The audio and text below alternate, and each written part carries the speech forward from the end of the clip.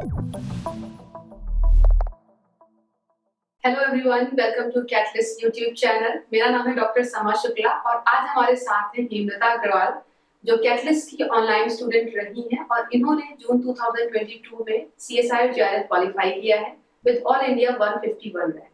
तो आज हम हेमलता से जानेंगे कि क्या स्ट्रेटजी रही उनकी इस एग्जाम को क्वालिफाई करने के लिए, कैसे उन्होंने इस एग्जाम की प्रिपरेशन शुरू करी और कैसे इस एग्जाम को विद इन 6 मंथ्स क्वालिफाई किया।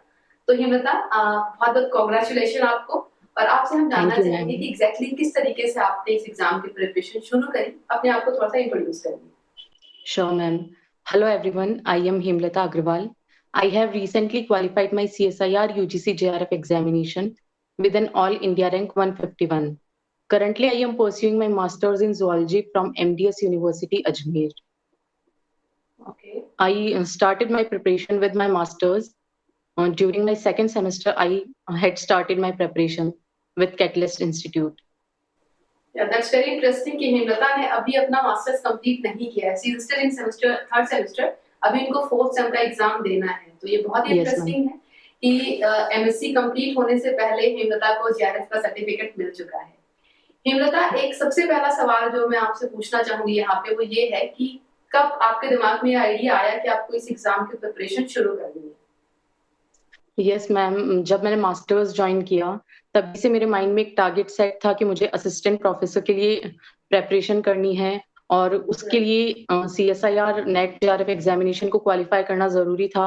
और मैंने तभी सोच लिया था कि मुझे अपने मास्टर्स के साथ ही इस एग्जाम को क्लियर करना है।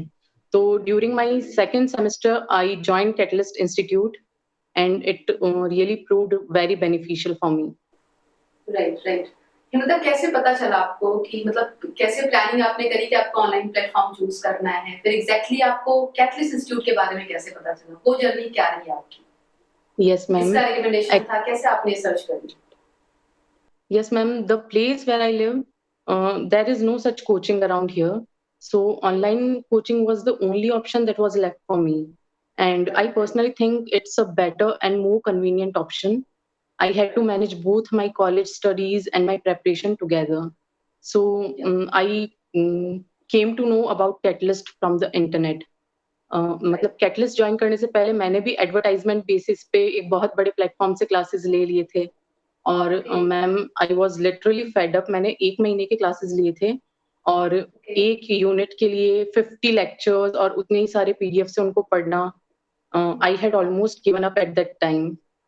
Then I got Rupen sir's number. I okay. talked to him and I had so many questions at that time in my mind कि मुझे अपने मास्टर्स के साथ कंटिन्यू करना चाहिए या फिर मुझे मास्टर्स के बाद अपनी प्रेपरेशन को परस्यू करना चाहिए। तो फिर रुपेन सर ने मुझे बहुत अच्छे से गाइड किया and he gave me the confidence and direction I needed at that time. So right, right. That's how I came to know about Catalyst institute. बिल्कुल। अब देखिए, हेमलता ने एक बहुत इम्पोर्टेंट चीज़ यहाँ पे कही कि बहुत बार क्या होता है कि हम में से कई सारे बच्चे ऐसे, आप में से बहुत सारे बच्चे जो एग्ज़ाम की प्रिपरेशन करने की प्लानिंग करते हैं, बट अनफॉर्चुनेटली कई बार वो कुछ गलत डायरेक्शन में अगर चले गए, कुछ गलत गाइडेंस उनको मिल गई, तो एग्ज़ाम क्वालीफाई नहीं होता है बल्कि फ्रस्ट्रेटेड वो ज़्यादा होते हैं। यस तो मैम, हेमलता आपके एग्जैक्टली। सामने, है ना, अच्छा एग्ज़ाम्पल है कि इन्होंने पहले तो प्रॉब्लम इनको हुई जो भी इंस्टीट्यूट इन्होंने जॉइन करा, बट फॉर्चुनेटली कैटलिस्ट का नाम इन्हें पता चला और इन्होंने जॉइन किया। फाइनली आज जेआरएफ का सर्टिफिकेट हेमलता को बहुत जल्दी ही मिलने वाला है। हाँ, हेमलता, मैं ये चीज़ जानना चाहूँगी कि आपका, जैसे आपने मास्टर्स के साथ में आप कर रहे थे, है ना? अभी आप 4th सेम का एग्ज़ाम देने वाले हो, तो आपने टाइम को यस। कैसे मैनेज किया? कैटलिस्ट की ऑनलाइन क्लासेस में क्या इस तरीके से टाइमिंग क्या थी, है ना? कैसे आपने क्लासेस के साथ में मास्टर्स को मैनेज किया, दोनों चीज़ें? यस मैम, द मतलब हर एक फीचर बहुत अच्छा था ऑनलाइन क्लासेस का। सबसे ज़्यादा तो मतलब जो क्लासेस के आवर्स थे, जो इवनिंग टाइम में क्लासेस होते थे, तो वो बहुत अच्छा रहा मेरे लिए मास्टर्स के साथ। मैं दोनों को बहुत अच्छे से मैनेज कर पाई और हुँ, हुँ। उसके साथ ही मतलब I never felt any problem with the connectivity. Hmm, hmm. All my doubts were solved during the class and right. the class interaction was really great. So it was overall a very great experience for me. मैं थोड़ा-सा अगर और आपसे अगर मेरी पूछूँ। Classes miss भी हो जाती थी तो I got the recordings very next morning. तो राइट, ऐसा राइट, कोई राइट। प्रॉब्लम नहीं हुआ मुझे। ओके। और हेमलता, जैसे आप क्लासिकल बैकग्राउंड से हैं, right? You are doing your masters in yes ma'am. Zoology. जहाँ पे मतलब मोस्ट प्रॉब्ली आप अप्लाइड ब्रांचेस के टॉपिक्स नहीं पढ़ते हो, like if I talk about biochemistry, biotechnology, तो इन सब Yes, ma'am. टॉपिक्स से आपका एक्सपोजर ज्यादा नहीं होता है। तो इन Yes, टॉपिक्स से ma'am. काफी क्वेश्चंस आते हैं सीएसआईआर में, है ना, part Yes, C ma'am. As well as part B में। तो उन सब टॉपिक्स को आपने कैसे मैनेज किया, इनकी प्रिपरेशन आपने कैसे करी? Yes, ma'am. These topics were explained so effortlessly by the teachers. I never felt कि ये मेरे जोन के टॉपिक्स नहीं हैं या फिर मुझे ये बहुत डिफिकल्ट लगा या मुझसे ये नहीं हो पाएगा। I did exactly what my teachers told me. जैसे कि मुझे आपने कहा था कि इन टॉपिक्स को लेके थोड़े ज्यादा एमसीक्यूज आपको सॉल्व करने हैं या फिर इनके रिकॉर्डिंग्स को फिर से देखना है। मैंने एग्जाम से पहले एक बार फिर से सारे रिकॉर्डिंग्स देखे, तो फिर ये इतना मुश्किल नहीं रहा। मुझे बहुत इंटरेस्ट भी आया इन टॉपिक्स को पढ़ने में। क्योंकि बहुत सारे बच्चे, मतलब मैंने जो देखा है कि जो मास्टर्स जिनके क्लासिकल बैकग्राउंड से होते हैं, लाइक zoology या बॉटनी, जिन्होंने अप्लाइड ब्रांचेस के टॉपिक्स नहीं पढ़े हो, तो उनमें थोड़ा सा एक एंजाइटी होती है कि यार मेरे को कैसे करना है, सारी चीजें डिफिकल्ट हैं, है ना, कैसे यस टेक्निक मैम। पढ़ेंगे या कैसे बायोकेम या मोल बायो यस कैसे मैम। करेंगे। तो वो एक चैलेंज होता है। तो ये आपके हिसाब से अगर प्रॉपर तरीके से आप गाइडेंस आपको मिल रही है, प्रॉपर नोट्स आपको मिल रहे हैं, तो आप कर सकते हो। अच्छा, यस एक चीज मैम, और मैं आपसे डेफिनेटली। पूछना चाहूंगी। हाँ, जैसे आपने अभी बोला कि आपने कोई एडटेक ज्वाइन किया, जो लोग काफी पीडीएफ मतलब ई नोट्स देते थे, पीडीएफ देते थे, तो उनसे कैटलिस्ट के स्टडी मटेरियल में क्या डिफरेंस रहा? मैम, कैटलिस्ट का जो स्टडी मटेरियल है दैट इज समथिंग अनबीटेबल। मतलब we all are used to study from the books and जो कंफर्ट या फिर जो सेटिस्फेक्शन हमें बुक से पढ़ के मिलता है वो कभी भी ई नोट्स या पीडीएफ से नहीं मिल सकता है। और जो कैटलिस्ट का स्टडी मटेरियल है वो इतना ज्यादा सिस्टमैटिक है, हर टॉपिक को इतना अच्छे से एक्सप्लेन किया गया है कि मतलब मैंने खुद ने कैटलिस्ट का जो स्टडी मटेरियल था उसके अलावा किसी भी बुक को रेफर नहीं किया। मुझे कभी जरूरत ही महसूस नहीं हुई कि मुझे कोई और बुक भी पढ़नी चाहिए। और उसके साथ जो एमसीक्यू बुक प्रोवाइड की गई उसमें जो प्रीवियस ईयर क्वेश्चंस थे वो मतलब एक बहुत ही सेग्रीगेटेड वे में थे, टॉपिक वाइज और ईयर वाइज क्वेश्चंस। तो फिर रिवीजन के टाइम पे भी बहुत हेल्प मिली। उनको आपको जगह-जगह ढूँढना नहीं पड़ता क्वेश्चंस को बार-बार। तो फिर ये बहुत टाइम सेविंग हो जाता है। So the study material is just amazing. Okay. इनका एक चीज और, क्योंकि मतलब मैंने जो सुना है, या कई बार इंटरव्यूज में बच्चे बोलते हैं, या कुछ टीचर्स या कुछ सीनियर्स कैसे रेकमेंड करते हैं कि आप काफी सारी रेफरेंस बुक्स पढ़ो, ठीक है। तो आपको क्या लगता है, आपने प्रिपरेशन करी 6 महीने में, आपने इस एग्जाम को क्वालिफाई किया, जोलॉजी बैकग्राउंड होते हुए, है ना, तो आप उन यस मैम। बच्चों को क्या मैसेज देना चाहेंगे कि स्टडी मटेरियल जब कोई कलेक्ट करे, मटेरियल है ना जिससे भी पढ़ना है आपको, तो उसमें क्या चीजें ध्यान देनी है उनको? रेफरेंस बुक्स का कलेक्शन जरूरी है या प्रॉपर एक स्टडी मटेरियल का कलेक्शन जरूरी है? Yes 6 ma'am. महीने में कितनी मैं चीजें आप पढ़ सकते हो?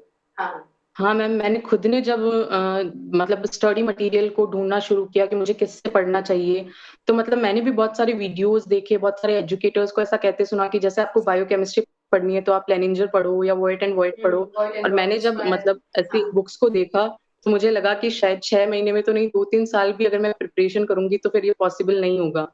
और ये मतलब एक बहुत ही बड़ी चीज़ थी जो मुझे ऐसा लग रहा था कि शायद मैं नहीं क्वालीफाई कर पाऊँगी एग्ज़ाम अगर इतने सारे बुक्स पढ़ने पड़े। लेकिन जो स्टडी मटेरियल कैटलिस्ट का था, थोड़ा बहुत ऐसा डाउट होता है पहले मन में कि क्या इतने से बुक से आप क्वालीफाई कर पाओगे? लेकिन ट्रस्ट मी, मैंने कोई भी एक्स्ट्रा बुक नहीं पढ़ी उसके अलावा, that was more than sufficient. That's good. Himmata, एक चीज और मैं पूछूंगी तो आपसे कि लाइक आपने टॉपिक्स तो पढ़ लिए है ना, क्योंकि पार्ट सी के जो क्वेश्चंस होते हैं हिम्मता, आई थिंक उसमें काफी डेप्थ में कॉन्सेप्ट आपसे पूछी जाती है। तो उनकी प्रैक्टिस यस आपने मैम। कैसे करी? उन क्वेश्चंस को सॉल्व करने का आपको कॉन्फिडेंस कैसे आया कि एग्जाम में, सीबीटी मोड में एग्जाम होगा, नए क्वेश्चंस आएंगे, तो उनको मैं कैसे टैकल करूंगी? वो कॉन्फिडेंस आपको कैसे आया? ऐसी क्या चीज आपको यहाँ की क्लासेस में मिली जिनसे वो कॉन्फिडेंस आपका बिल्डअप हुआ? Yes, yes ma'am. मतलब पार्ट सी जो होता है उसका एक बहुत ही इम्पोर्टेंट रोल होता है क्योंकि सबसे ज़्यादा वेटेज वो पार्ट रखता है। तो मतलब 100 मार्क्स। जो क्लासेस होते थे उसी के दौरान टीचर्स ने मतलब बहुत सारे एमसीक्यूज़ सॉल्व करवाए और उससे काफ़ी मतलब एक कॉन्फिडेंस आया। जब वो क्वेश्चन सॉल्व हो जाते हैं तो ऐसा लगता है कि हाँ, हम कर पाएँगे एग्ज़ाम टाइम पे भी। प्लस जो टेस्ट सीरीज़ थी कैटलिस्ट की तरफ से, तो उससे भी टाइम मैनेजमेंट करने में बहुत ज़्यादा हेल्प मिली। पार्ट सी को कितना टाइम देना है, पार्ट बी, पार्ट ए को कितना टाइम देना है, ये सब चीज़ें आप ऑन द स्पॉट डिसाइड नहीं कर सकते हो। ये तभी हो सकता है जब आप उस लेवल के टेस्ट सीरीज़ से प्रिपेयर करो। And the test series that was provided by Catalyst institute, it helped me a lot to get the skill of time management. क्योंकि बिल्कुल जो ऑनलाइन एग्जाम होता है उसके भी अपने एक अलग चैलेंजेस होते हैं, और उस तरीके का जब आप ऑलरेडी आपकी प्रैक्टिस होती है तो कहीं ना कहीं एग्जाम में आप थोड़ा फैमिलियर फील करते हो, आपको उस यस लेवल की मैम। एंजाइटी नहीं होती है। तो यस टेस्ट यस सीरीज में आपको, जैसे आपने इंटरफेस की बात करी, इंटरफेस में कुछ आप यहाँ पे एलिब्रेट करना चाहोगे ये बता, जैसे आपने एग्जाम भी दिया और आपने 18 टेस्ट की आपकी ऑनलाइन टेस्ट सीरीज मिलती है, तो आपने टॉपिकल टेस्ट, थोड़ी सी टेस्ट एक्सेट्रा दिए यहाँ पे, तो क्या एग्जैक्टली कितना आपको हेल्प मिला उससे? हाँ जैसे मैम, कुछ लोग जैसे मैंने टेस्ट। देखा है ना, एक एक चीज मैं एक सेकंड बोलना चाहूंगी यहाँ पे, कुछ सारे लोग ना यस 90 वाली वो फोन वाली है ना, फोन के ऐप वाली टेस्ट सीरीज देते हैं, तो उससे कैटलिस्ट की ऑनलाइन टेस्ट सीरीज कितनी डिफरेंट रही, कुछ आप उस पे मैम। बताना चाहोगे? यस मैम, जो कैटलिस्ट की टेस्ट सीरीज थी, मतलब उसमें टॉपिकल टेस्ट भी प्रोवाइडेड थे। उससे आप मतलब एक पर्टिकुलर टॉपिक के बेसिस पे भी अपने आप को इवैल्यूएट कर सकते हो कि मतलब इस टॉपिक में मुझे और ज़्यादा काम करने की ज़रूरत है, और ज़्यादा मुझे इसे पढ़ना है। और प्लस जो होलिस्टिक टेस्ट थे, वो तो एकदम जो नेट का लेवल था उसी लेवल के पेपर्स थे उसमें। और उससे बहुत ज़्यादा हेल्प होती है। मतलब आप एकदम एग्ज़ाम के टाइम पे तो सब कुछ डिसाइड नहीं कर सकते, लेकिन जो मतलब टाइमिंग भी जो था टेस्ट सीरीज़ का, एग्ज़ाम से एकदम थोड़े से टाइम पहले ही उसको ऑर्गनाइज़ किया गया था। तो उससे राइट। बहुत हेल्प मिली, मतलब उन लास्ट के डेज़ में जब आप प्रैक्टिस करते हो तो फिर वो ज़्यादा हेल्पफुल या बेनिफिशियल होता है आपके लिए। और उससे बहुत ज़्यादा हेल्प मिली एग्ज़ाम के टाइम पे। मतलब मैंने पर्सनली ये फ़ील किया कि एग्ज़ाम में मेरा एक भी क्वेश्चन ऐसा नहीं रहा कि जो मैंने देखा नहीं, जिसको मैं पढ़ नहीं पाई। और ये सिर्फ कैटलिस्ट की टेस्ट सीरीज़ की वजह से पॉसिबल हो पाया। अदरवाइज़ टाइम मैनेज करना बहुत ही चैलेंजिंग थिंग था मेरे लिए। ऑलरेडी आप प्रेशर में होते, एग्जामिनेशन हॉल में जब आप स्क्रीन के यस सामने मैम। बैठते हो तो ऑब्वियसली एक क्वेश्चन का प्रेशर होता है, एक टाइम का है ना, और एक एनवायरनमेंट का, कोई कुछ बोल रहा है, बहुत सारी चीजें वहाँ पे होती है जो आपको टैकल करनी होती है। Yes ma'am. ठीक है, ये मतलब एक चीज और मैं जानना चाहूंगी, बच्चों को होता है ना कि 6 महीने की तैयारी है ना, कई बार होता है कि आप बहुत यस। मोटिवेटेड फील करते हो, आज पूरा पढ़ लिया रात भर जग के, नेक्स्ट डे होता है कि आपका कोई क्वेश्चन नहीं सॉल्व है, कोई कॉन्सेप्ट अगर आपसे नहीं हुई तो आप तुरंत डिमोटिवेटेड हो गए, कुछ और सर्कमस्टांसेस हुई तो आप उतने एनर्जेटिक नहीं होते हो। तो इस चीज को आपने यस मैम। कैसे मैनेज किया, खुद को मोटिवेटेड कैसे रखा इस 6 महीने के टाइम पे? तो कौन से वो फैक्टर्स रहे जिसने आपको मोटिवेशन दिया? Yes, ma'am. For me, I personally think that expectation is the biggest motivation. मतलब जब कोई आपसे एक्सपेक्ट करता है तो फिर वो एक अपने आप में बहुत बड़ी प्रेशर। मोटिवेटिंग चीज़ हो जाती है। और मुझे पता था कि मेरे टीचर्स मुझसे एक्सपेक्ट करते हैं।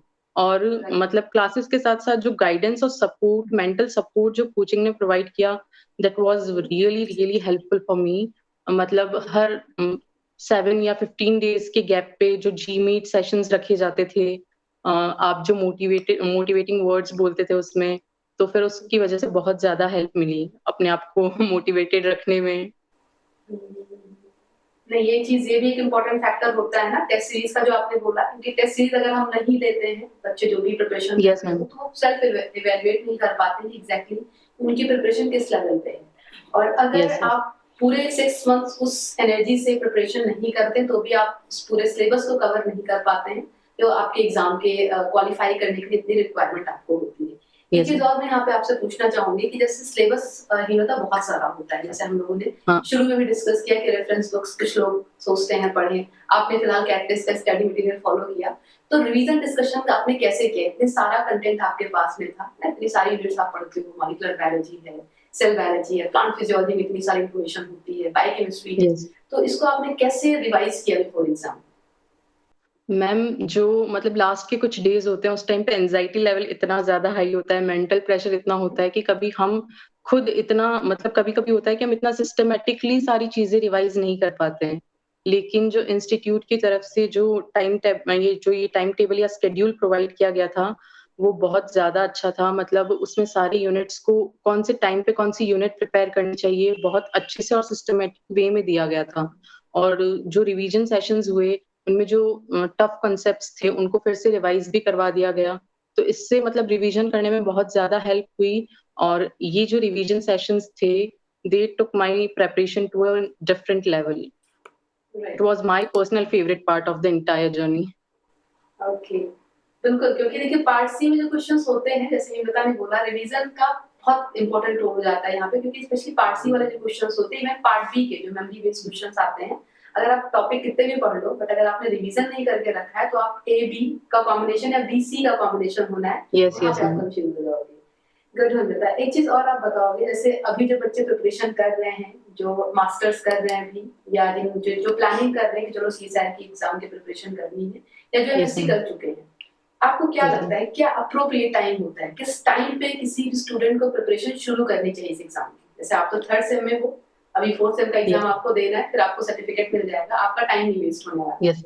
तो आप यस एक मैम। न्यू स्टूडेंट को क्या सजेशन दोगे कि कब वो प्रिपरेशन शुरू करे? मैम, मैं खुद एक इस चीज़ का एग्ज़ाम्पल हूँ, मैं तो खुद बहुत ज़्यादा कन्फ्यूज़ थी। अगर मुझे शायद सही गाइडेंस नहीं मिलता सही टाइम पे, तो मैं भी शायद अभी तैयारी कर रही होती या अभी शुरू भी नहीं किया होता मैंने। लेकिन जैसा मुझे सर ने गाइड किया, मैंने सिर्फ़ सर का सुना और सर ने बोला कि you can do it, you should go for it. और मैंने अपने मास्टर्स के साथ ही प्रिपरेशन स्टार्ट कर दी, तो ये आपके लिए बेस्ट टाइम है और आप मैनेज कर सकते हो, क्यों नहीं कर सकते? मतलब बहुत सारे टॉपिक्स कॉमन भी होते हैं, तो हमें उल्टा हेल्प मिलती है बहुत ज़्यादा। जब आप राइट। इसके लिए प्रिपेयर करते हो, तो आपको अपने मास्टर्स में भी बहुत हेल्प मिलेगी। तो ये एकदम सही टाइम होता है, जब आप मास्टर्स कर रहे होते हो, तभी आपको प्रिपरेशन स्टार्ट कर देनी चाहिए। आपको अपना टाइम वेस्ट नहीं करना चाहिए। और जैसे हिमलता आपने किया कि आप दिन में अगर कॉलेज आवर्स में आप बिजी भी हो, आप क्लासेस अपनी कर रहे हो, तो रात की यस मैम। टाइमिंग है ना, कि एटलीस्ट ऑनलाइन हाँ क्लासेस की मैम। टाइमिंग रात की होती है, तो आप आराम से क्लासेस के साथ में उसको मैनेज भी बिल्कुल कर मैम, कभी सकते हो। दिक्कत नहीं हो। क्योंकि बच्चों को ये होता है ना कि भाई मेरा मास्टर्स चल रहा है, मेरा थर्ड सेम है, अभी सेमेस्टर एग्जाम देने हैं, कैसे करें इस चीज को? फिर वो हाँ मैम। मिस ही करते हैं, फिर गैप देते हैं, फिर प्रिपरेशन करते हैं, तो दैट टेक्स टाइम है ना, और उसमें ज्यादा चीजें होती हैं। हिमलता आगे की क्या प्लानिंग है? आगे आप कहाँ पे क्या चीज़ आगे करने की सोच रहे हो? असिस्टेंट प्रोफेसर के डायरेक्शन में जाना है आपको, या पीएचडी परस्यू करने का क्या प्लानिंग है आगे का आपका? यस मैम, मेरा टारगेट तो है ही असिस्टेंट प्रोफेसर का, तो मैंने अभी उसके लिए थोड़ा बहुत प्रिपेयर करना भी स्टार्ट किया है। और फिर जैसा कि मैंने आपसे भी गाइडेंस लिया था इसके रिगार्डिंग, हम्म। और फिर पीएचडी भी मैं करूँगी आफ्टर मेरे जब मास्टर्स के एग्ज़ाम हो जाएँगे, उसके बाद में I will definitely follow it. फिर ही आपको सर्टिफिकेट मिलेगा जब आप मास्टर्स की डिग्री दिखाओगे वहाँ पे। बिल्कुल। Yes. All the best Hemlata, बहुत अच्छा लगा आपसे मिलके, और आई विश जितने बच्चे भी आज आपको देख रहे होंगे, जितने भी इस वीडियो को वॉच करेंगे बाद में, उनके मन में जितने भी डाउट्स हैं इस एग्जाम से रिलेटेड, या कब इसकी प्रिपरेशन शुरू करनी है, किस तरीके का गाइडेंस चाहिए होगा, उन सभी सवालों के जवाब उनको इस वीडियो से मिल जाएंगे। All the best, thanks for joining. Thank you ma'am.